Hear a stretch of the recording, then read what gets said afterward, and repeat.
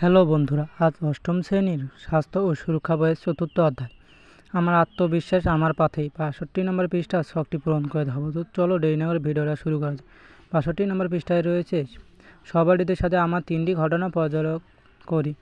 আমার পরিবার, প্রতিবেশী, আত্মীয় স্বজন পরিজনের মাধ্যমে মাঝে মাঝে এর একটা ঘটনা ঘটে থাকে। পত্রিকা সংবাদের মাধ্যমেও আমরা প্রায় বিভিন্ন কারণে সামাজিক মানসিক চাপের ঘটনা ও তা ব্যবস্থার দক্ষতার অভাবে অনেক নেতিবাচক অর্থাৎ ক্ষতিকর সিদ্ধান্ত নেওয়ার কথা জেনে থাকি। আমাদের পরিবার ও প্রতিবেশীর কাছ থেকে এবার তাদের নিজেদের জীবনে পরিচালিত কারো কাছ থেকে মানসিক পরিস্থিতি তাপসের পরিস্থিতি সম্পর্কে জেনেছি। আমরা নিজেদের পারিবারিক ও প্রতিবেশীদের কাছ থেকে প্রাপ্ত তথ্যগুলো সংবাদ সম্মেলনের মাধ্যমে উপস্থাপন করেছি এবং অন্যদের কাছ থেকে জেনেছি। এসব তথ্য অভিজ্ঞতা থেকে মানসিক চাপের কারণে আমাদের শরীরে ও মনে বিভিন্ন ধরনের নেতিবাচক প্রভাব পড়ে। বক্সটি পূরণ করি। মানসিক চাপের কারণে আমাদের শরীর ও মনের উপর বিভিন্ন ধরনের নেতিবাচক প্রভাব পড়ে। তো এই ভিডিওতে আপনাদের দেখাবো ৬২ নম্বর পৃষ্ঠার ছকটা। তো চলো ৬২ নম্বর পৃষ্ঠার ছকটির উত্তরটা দেখে নিই।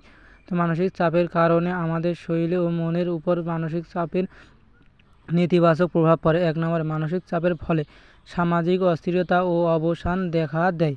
২ নম্বরে মানসিক চাপের ফলে খিটখিটে মেজাজের পাশাপাশি দুর্বলতা, ক্লান্তি, মাথা ব্যথা কিংবা অনিদ্রার মতো শারীরিক সমস্যাও দেখা দেয়।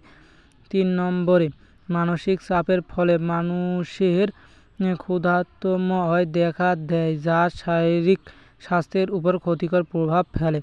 ৪ নম্বরে মানসিক চাপের ফলে দীর্ঘস্থায়ী প্রদাহ তৈরি হয়, পেশি ও হাড়ের জ্বালাপোড়া সৃষ্টি হয়। ৫ নম্বরে পড়াশোনা বা কাজের আগ্রহ ও মনোযোগ কমে যায়।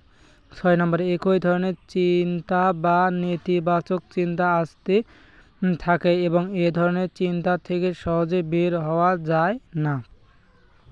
তো ৭ নম্বরে আমরা লিখতে পারি নিজেদের ও অন্যদের থেকে আলাদা করে রাখার প্রবণতা দেখা দেয়।